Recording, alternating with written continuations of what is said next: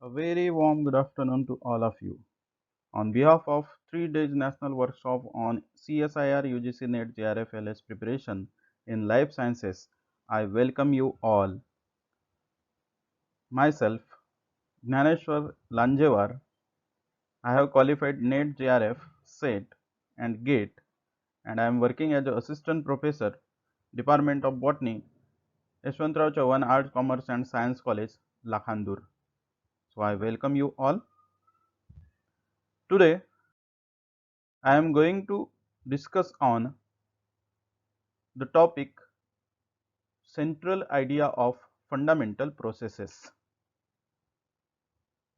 So as you know, the syllabus of UGC CSIR NET of life sciences contain 13 units. First is molecules and their interaction relevant to biology. Second is cellular organization. Third is fundamental processes. Fourth is cell communication and cell signaling. Fifth is developmental biology. Sixth is plant physiology. Seventh is animal physiology. Eighth, inheritance biology. Ninth, diversity of life. 10, ecological principles. 11, evolution and behavior. 12, applied biology. And 13, methods of biology. So, the third unit is fundamental processes, and today I am going to discuss about the central idea of fundamental processes. All of you know that DNA is called as genetic material. That is, it is the molecule which transfer from one generation to the next generation.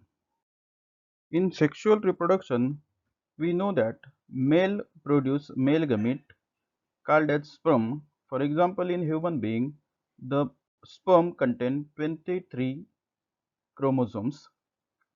Likewise, female produce female gamete called as egg. It also contain 23 chromosomes, and after successful fertilization, it produce a single cell called as zygote containing 46 chromosomes. This zygote again divide and produce many celled embryo in different stages, but all the cells contain 46 chromosomes, which develops into fetus and born as a new baby. So the main material which transfer from one generation to next generation is chromosome, which contain DNA, and therefore we called DNA as a genetic material. But the physical appearance, that is the phenotype of the body, is decided by the proteins. For example, our body produces nails and hairs. These nails and hairs contain proteins. Likewise, there are many different types of proteins. For example, structural proteins. Example, hairs and nails containing keratin protein. Second, contractile protein, for example, muscles containing actin and myosin. Again, some proteins are transport proteins, for example, hemoglobin and albumin. Some are storage proteins, for example, ferritin. Some proteins are hormones, for example, insulin and growth hormones. And all the enzymes are proteins, for example, hydrolases, ketosis, etc. And some protein acts as a protection, for example, antibodies. So the phenotype of the body is decided by the proteins, and as you know, The proteins are long chain of amino acids, and there are different 20 types of amino acids present in the protein of living organisms. For example, lysine, leucine, valine, alanine. Likewise, there are different 20 types of amino acids present in the proteins of the living organisms. If we see the structure of DNA, we know that DNA consists of a long chain of polynucleotides, and one nucleotide contain one phosphate, one sugar, and one nitrogen base, where phosphate and sugar form backbone of the molecule and nitrogen bases are present in middle of the DNA molecule, and the two strands present antiparallelly to each other in DNA molecule. So, whether there is the relation between the sequence of nitrogen bases in DNA and the sequence of amino acids in proteins? The answer is definitely yes. Then what is relation between DNA and protein? The relation is the information is transferred from DNA to protein, and the main relation is DNA produce mRNA and mRNA produce proteins. Again, there is the replication of DNA.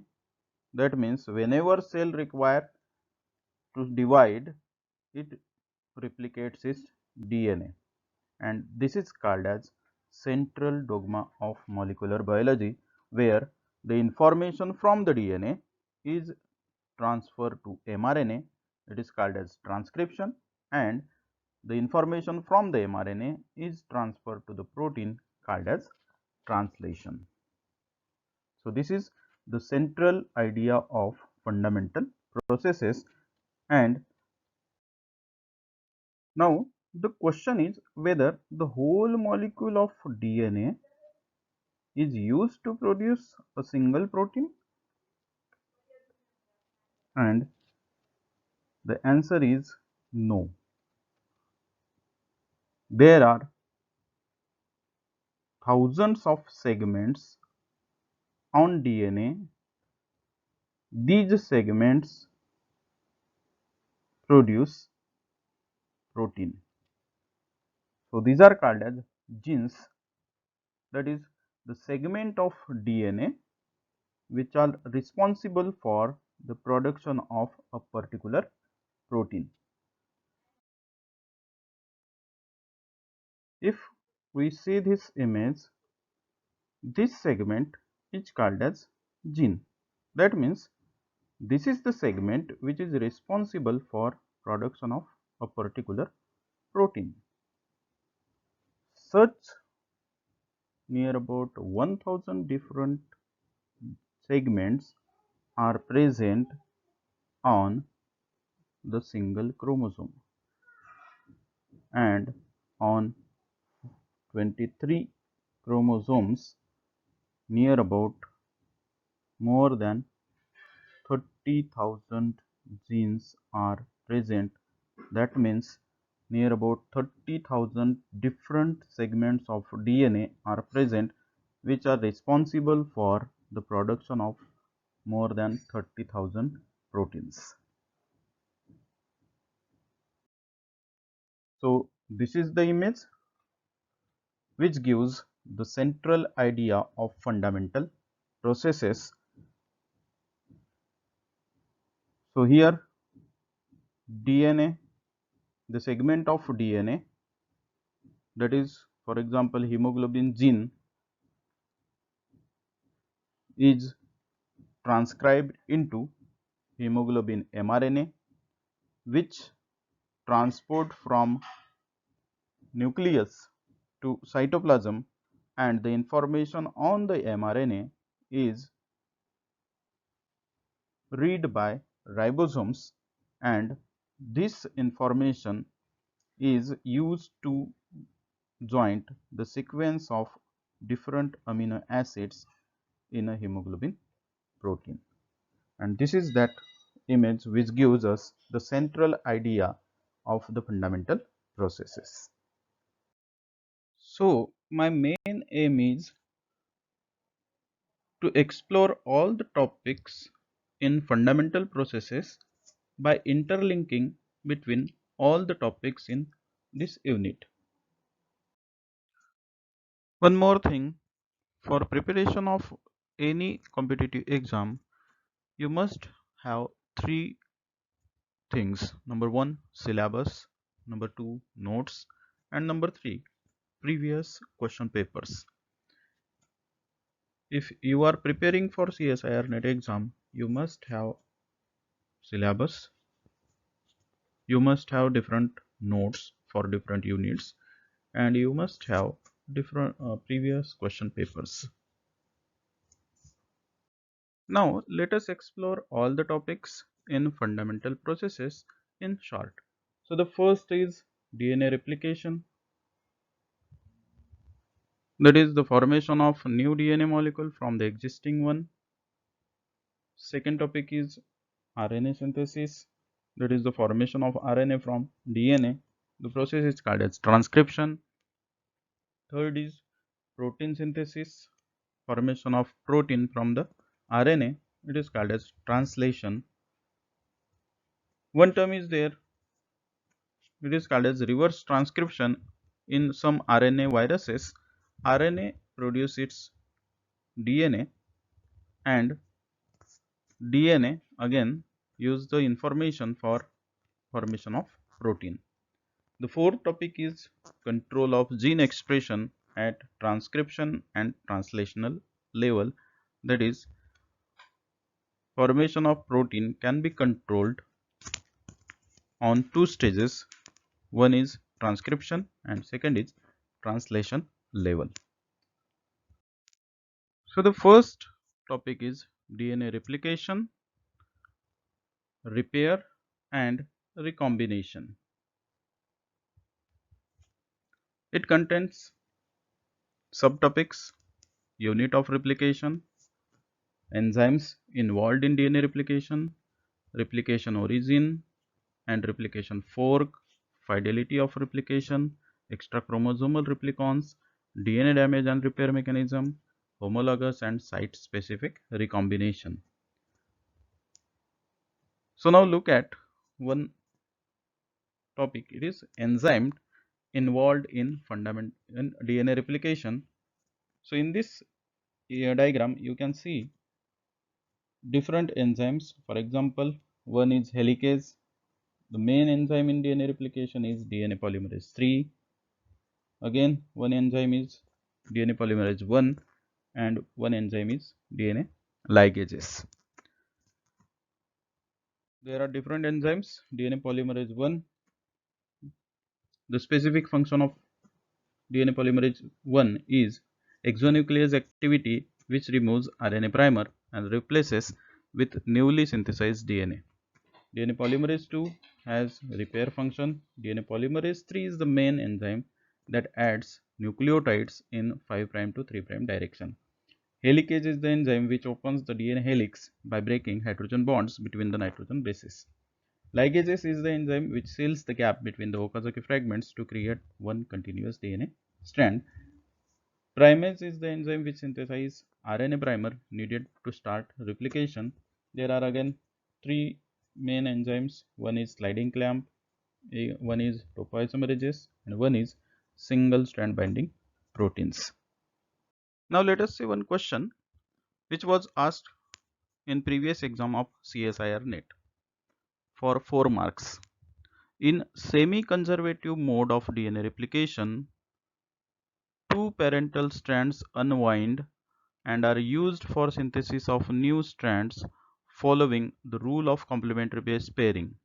Synthesis of complementary strands require that DNA synthesis proceeds in opposite direction while the double helix is progressively unwind and replicating in only one direction. One of the DNA strand is continuously synthesized in the same direction as the advancing replication fork and it's called as leading strand, whereas the other strand is synthesized discontinuously in segments and is referred to as lagging strands. So this is all the story of DNA replication and the question. These short fragments made discontinuously are labeled as Okazaki fragments. These Okazaki fragments need to be matured into continuous DNA strand by which one of the following combination of enzymes. And the question is, in Okazaki fragments, which enzymes are used? And the answer is just second answer, DNA polymerase 1 and DNA ligase. So you can see in this diagram that DNA polymerase 1 is the enzyme which removes the RNA primer and form a new DNA strand in the gap, while DNA ligase is the enzyme which fills the gap, and in this way the answer is polymerase 1 and DNA ligase.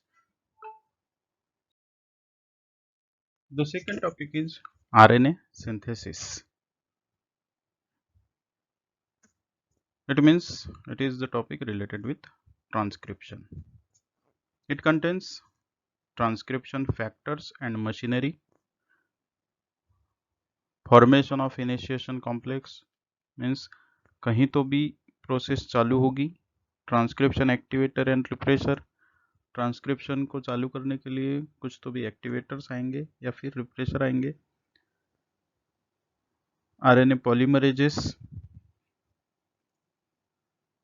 There are three types of RNA, and for the three types of RNA, there are three different types of polymerase. Polymerase 1, RNA polymerase 1, which produces rRNA, RNA polymerase 2, which produces mRNA, and RNA polymerase 3, which produces tRNA.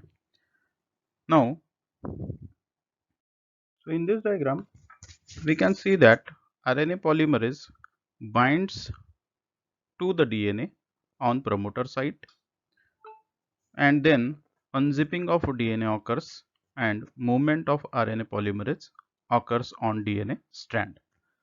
Now, how RNA synthesis takes place?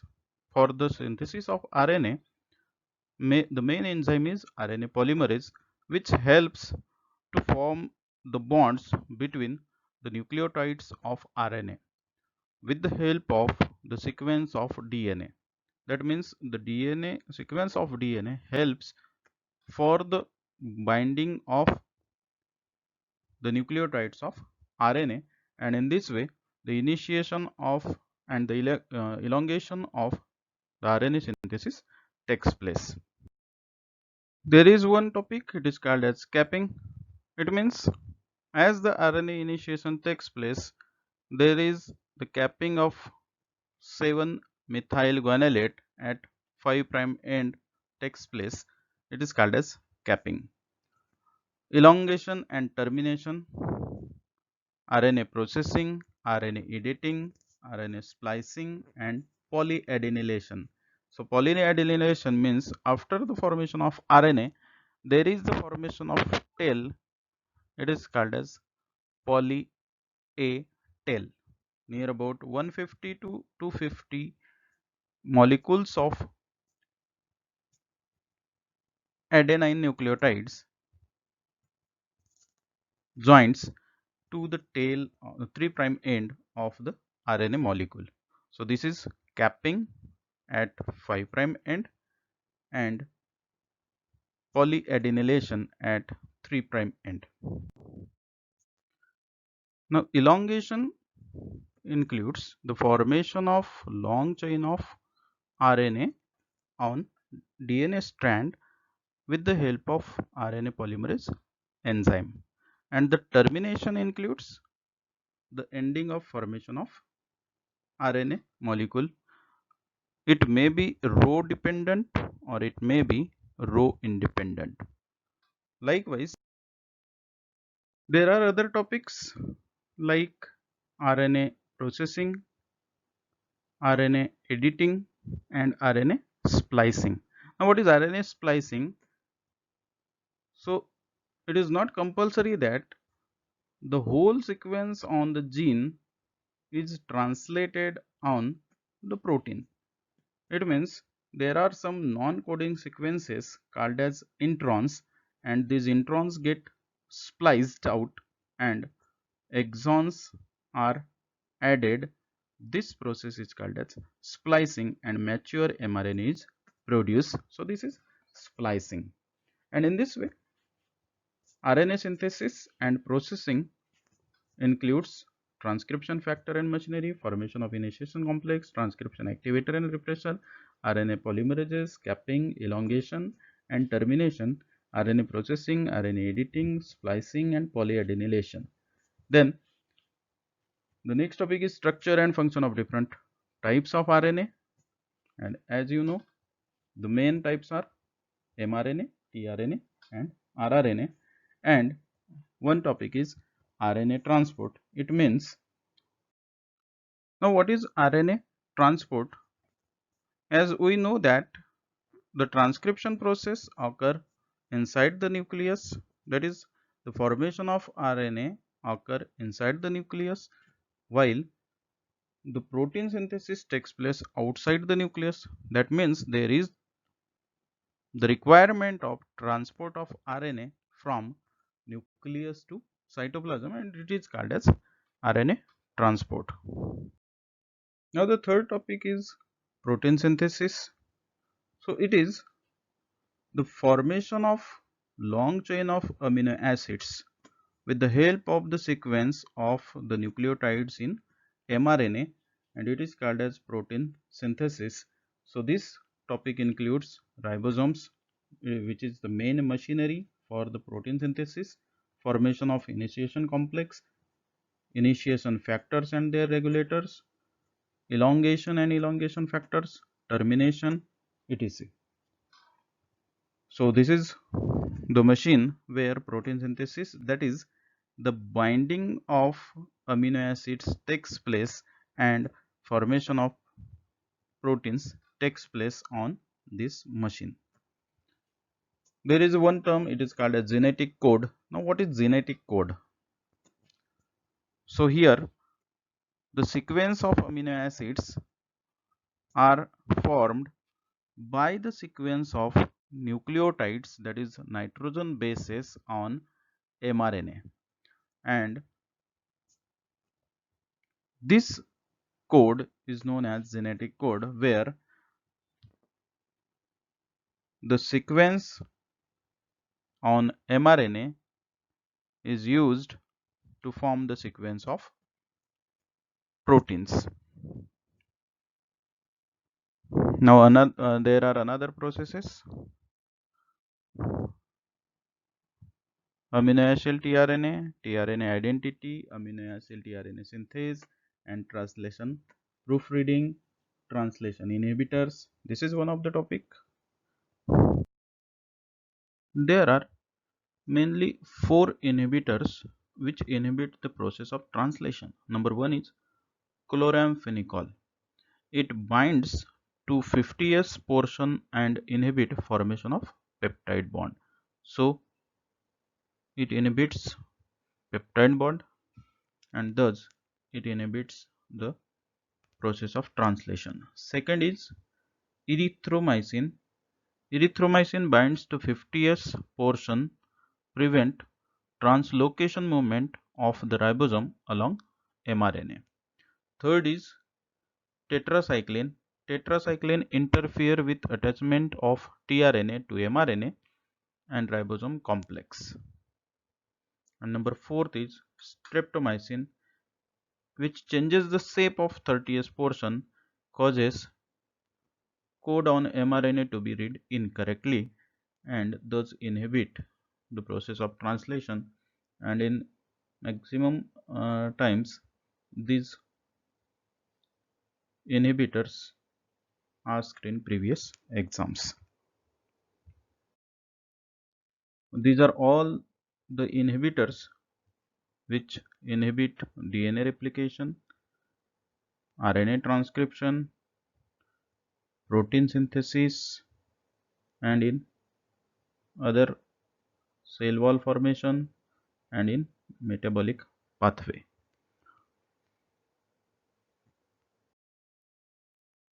Now the fourth topic is control of gene expression at transcription and translation level.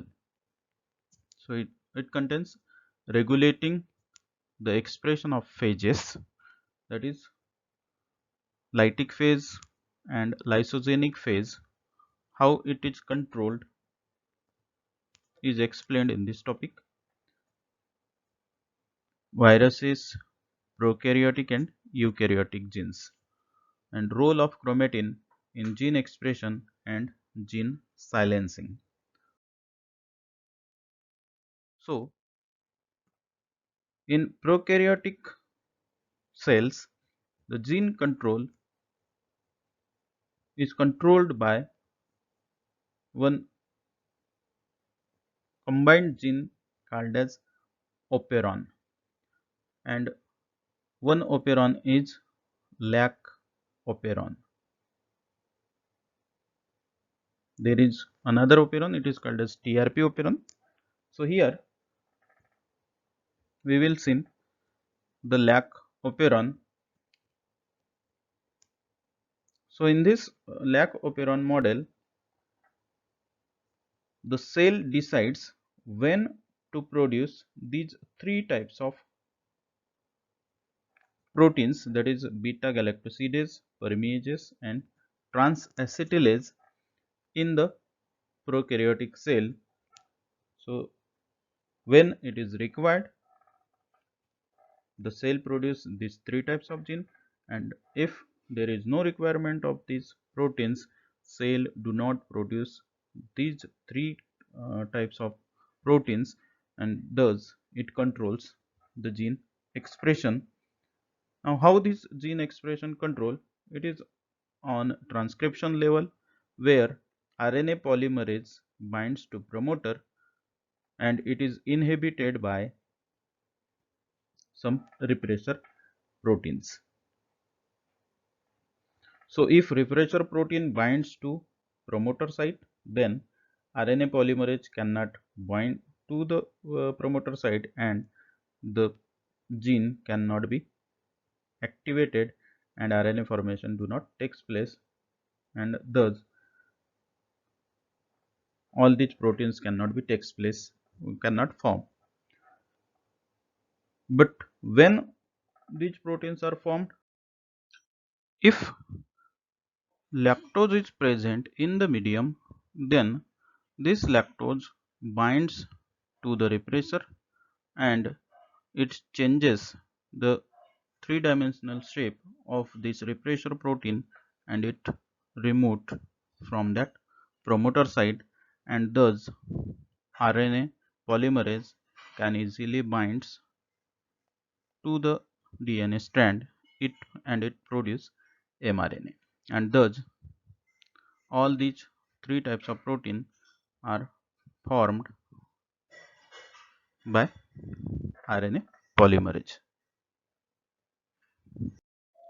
So explore all the topics of fundamental processes in detail, for example transcription, translation and gene regulation, and make interlink between the other units of the syllabus. For example, we will find that this topic is related with all the molecular level of gene regulation in plant physiology, in animal physiology, in cell signaling, in cell division and all other molecular level of controls. So I can say that just explore the topics and interlink them with each other and you will be automatically ready for the exam, because the whole thing is to find out the secret of life. Thank you. Thank you very much.